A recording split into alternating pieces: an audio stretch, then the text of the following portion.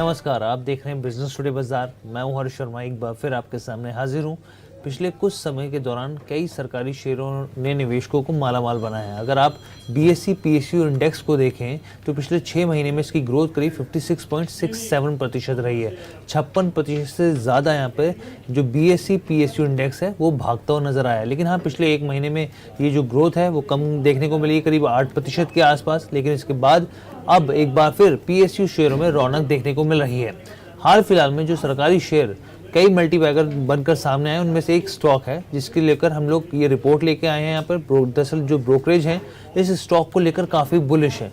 हम यहाँ पर बात कर रहे हैं पावर फाइनेंस कॉरपोरेशन की, पीएफसी की। पीएफसी के बारे में आपने बहुत सुना होगा, पढ़ा होगा। तो ये पावर मिनिस्ट्री के तहत आती है पीएफसी। पिछले 1 साल का अगर आप इसका रिकॉर्ड उठा कर देखें, ट्रैक रिकॉर्ड उठा कर देखें, निवेशकों को कितना मालामाल किया है, तो उसने 250% का रिटर्न दिया है। बीते 1 साल के हिसाब से देखें तो एकदम तेज़ी जो है बेमिसाल साबित रही है पीएफसी की। और इस दौरान जो शेयर का भाव है वो करीब 3.5 गुना बढ़ता हुआ दिखा है। यहाँ पर साल भर पहले, 1 साल पहले के करीब ये जो शेयर था 132 के भाव पे था, और आप मौजूदा वक्त में आप देख सकते हैं 465 रुपये के भाव पर ये ट्रेड कर रहा है। आप सोचिए कितनी शानदार तेज़ी स्टॉक में रही है। लेकिन ये तेज़ी अभी थमने वाली नहीं है, ये हम नहीं बल्कि ब्रोकरेजेस कह रहे हैं। ब्रोकरेजेस की रिपोर्ट आई है जिनका मानना है कि स्टॉक में आगे काफ़ी दम दिख रहा है। तो आइए समझते हैं क्या नए टारगेट हैं, इसके पीछे की वजह क्या है, कौन से ऐसे कारण हैं जो उनको लग रहा है कि ये तेज़ी आगे भी बनी रह सकती है। तो देखिए, सबसे पहले हम Q4 के नतीजे को देखते हैं। किसी भी कंपनी को फंडामेंटली समझना हो, आपको देखना हो, तो उसके रिजल्ट्स को देखिए, रिजल्ट्स कैसे हैं उसके बाद अगला स्टेप आता है। तो यहाँ पर सबसे पहले रिजल्ट्स की बात करते हैं। तो वित्त वर्ष 2023-24 की चौथी तिमाही में पीएफसी का जो शुद्ध मुनाफा रहा है वो 23.29% बढ़कर यहाँ से 7,556 करोड़ आया, यानी कि 23% का जंप देखने को नेट प्रॉफिट में यहाँ पे देखने को मिला है। इसके दौरान इसी के साथ ही यहाँ पे Q4 में अगर आप रेवेन्यू की बात करें तो रेवेन्यू को देखें तो करीब 20.34% की बढ़ोतरी है, करीब 20% की बढ़ोतरी रही है, और ये बढ़कर करीब 24,141 करोड़ पे आ गए। ये जो हम डाटा दे रहे हैं आपको YoY बेसिस के आधार पर दे रहे हैं। इसके अलावा मार्च तिमाही में कंपनी की जो एसेट क्वालिटी है, देखिए एसेट क्वालिटी को समझना इसलिए ज़रूरत है कि किसी भी फाइनेंस कंपनी, बैंकिंग कंपनी के लिए एसेट क्वालिटी देखना ज़रूरी है कि कंपनी के एनपीए, नेट एनपीए कैसे हैं यहाँ पर। तो यहाँ पर देखिए नेट एनपीए की बात करें तो वो घटे हैं, 0.85% पे पहुंचे हैं। वहीं ग्रॉस एनपीए की बात करें तो वो घटकर 3.34% पे आ गए, जबकि Q3 में ये 3.52% थे, यानी 3.52% से घटकर 3.34% पर ये आ गए हैं। और हाल ही तेज़ी के बाद तो जो तेज़ी देखने को मिली, कंपनी का मार्केट कैप भी 1.54 लाख करोड़ पे पहुंच गया है।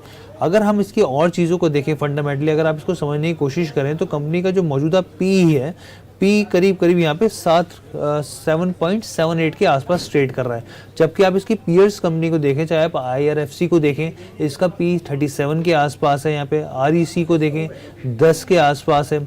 इंडियन रिन्यूएबल्स को देखें 37 के आसपास है यहाँ पे।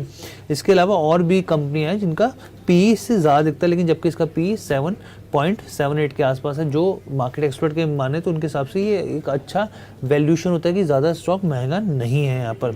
इसके अलावा और चीज़ें भी देखें आप, अगर आप मैं इसकी रेवेन्यू की बात ही करूँ मार्च 2021 से, तो आप देखिए इसमें साल दर साल के हिसाब से क्वार्टर के बेसिस पे बढ़ोतरी देखने को मिली है यहाँ पर।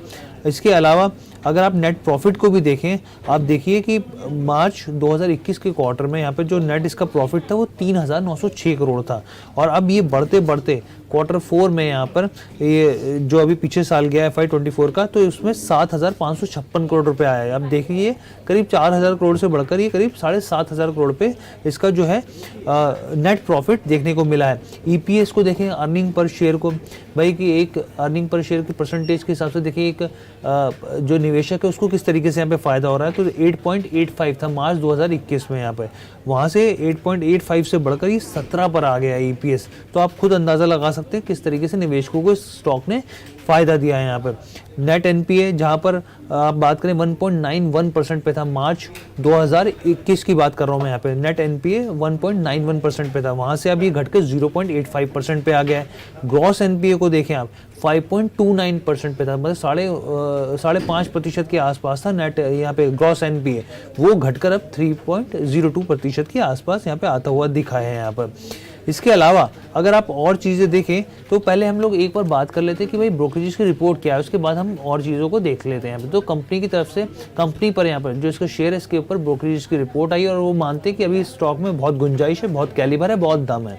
ब्रोकरेज यहाँ पे जो फर्म है यहाँ पे एलारा कैपिटल, उन्होंने इस सरकारी शेयर का जो टारगेट प्राइस तय किया है वो 569 रुपीज़ तय किया है। 569 यहाँ पे मौजूदा भाव आप जानते हैं किसका है, इसके स्टॉक का, उसके हिसाब से देखा जाए मौजूदा भाव तो जो है वो 465 रुपीज़ है। 465 से यहाँ पे 569 टारगेट है, तो यानी ये परसेंटेज वाइज देखें तो 30% ये अपसाइड दिख रहा है यहाँ पे, जो कि यहाँ पर एलारा कैपिटल का कहना है कि 30% ये स्टॉक जो है और उछल सकता है, इसमें और तेज़ी देखने को मिल सकती है यहाँ पे। अब इसके पीछे का तर्क क्या दिए, लॉजिक्स क्या दिए, उन्होंने कहा है कि भाई वित्त वर्ष 2025-26 के बीच में अगर देखें, मिड की बात करें तो यहाँ पे ग्रॉस एनपीए जो है वो और घट सकता है, घटकर यहाँ पे 3 से लेकर 2.8% के बीच मेंटेन रह सकता है।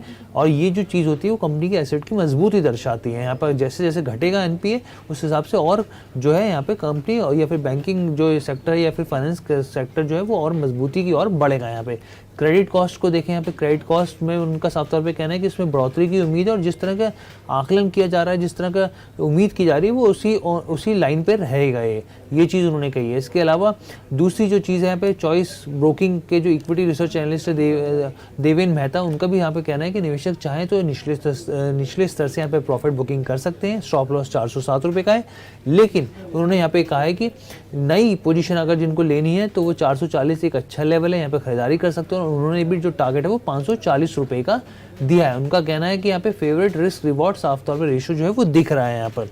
अब अगर आप इसका थोड़ा सा शेयर होल्डिंग पैटर्न को देखें तो प्रमोटर्स की हिस्सेदारी जो है, क्योंकि सरकारी कंपनी है तो करीब करीब यहाँ पे 56% तक यहाँ पर प्रमोटर्स की हिस्सेदारी है।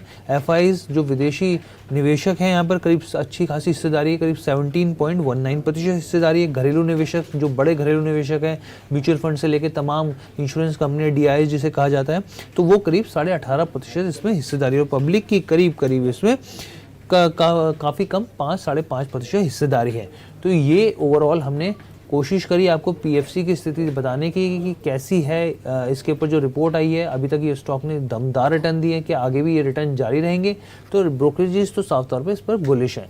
कैसी लगी वीडियो कमेंट करके ज़रूर बताइएगा। बिजनेस टुडे बाजार के साथ जुड़ने के लिए धन्यवाद।